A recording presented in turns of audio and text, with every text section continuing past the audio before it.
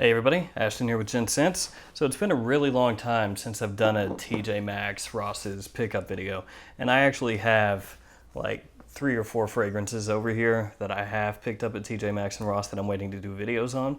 This is the one I've had the longest, so I figured let's go ahead and knock one of those out. Today we're going to be taking a look at Nautica Aqua Rush.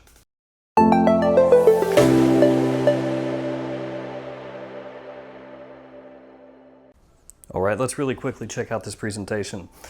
So you can see my box got a little crushed. It was like that when I bought it. We got the name of the house and fragrance here, size and concentration at the bottom.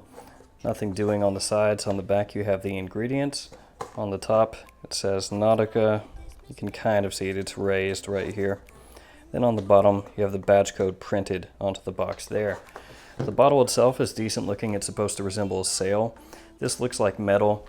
It's actually just wrapped around plastic, as you can see. It's really thin, really light. You have the Nautica logo here on the cap.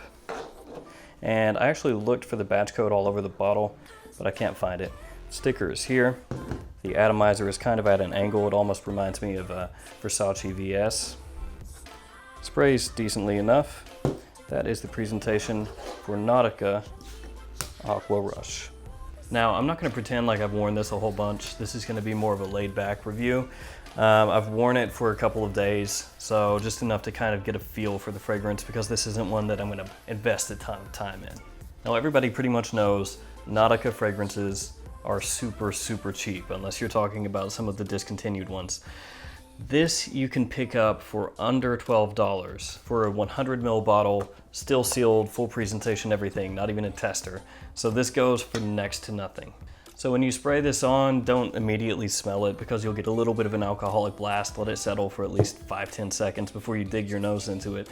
You get a lot of yuzu off the top, which gives it citrus, so really citric feel. There are also C notes and mint. You get more of the C notes and citrus than anything, so, you know, it's a citric aquatic fragrance. That's what it is. It's synthetic, but I mean, it's under 12 bucks for 100 mils, so I mean, don't go into it expecting all natural ingredients. It actually smells pretty good. It smells better than I thought it would. A lot of people compare this to Abercrombie & Fitch Fierce. Now, it does have a little bit of that feeling, you know, that Mont Blanc Legend, Abercrombie & Fitch Fierce kind of vein going on, you know, the same kind of feel. It's not a clone of Fierce, and it's not even like 50% really. It just gives you that same kind of vibe, only made Nautica-ized, if that makes sense. You know, it's been made aquatic, and it's been made a little more synthetic. Now, I'll say that initial impression to Fierce, that dies down pretty quick. I even pick up some coriander as it starts to dry down, and that's pretty early on. There's also some violet leaf. It's not something that comes across really natural, like I said, so it's more on the metallic side of things, if that makes any sense. Like when you smell it, you get a little bit of a metallic vibe, and I think that's just the synthetic nature of the fragrance. Longevity, you're looking at about 5 to 6 hours, not so bad. Projects for an hour to an hour and a half. And all things considered, with this being an aquatic, which typically would not have great performance, and also being ultra cheap, it performs pretty well. It's a safe fragrance. You can wear it to the office very easily if you wanted to. It's more for like a casual hot spring or summer day, out with friends or out in the outdoors for any given amount of time. That's pretty much what you would want to wear it for. It is more on the generic side of things and more on the synthetic side of things. But to me, it doesn't come across displeasing at all. And for the price, it's actually better than I was expecting. So I don't have any complaints there.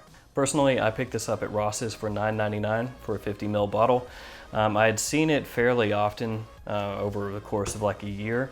I haven't seen it as much lately, so I'm not sure how common this is out there now. But like I said at the beginning of the video, you can buy this online for next to nothing. So it's not even something that you necessarily would have to go into Ross's and TJ Maxx's and buy.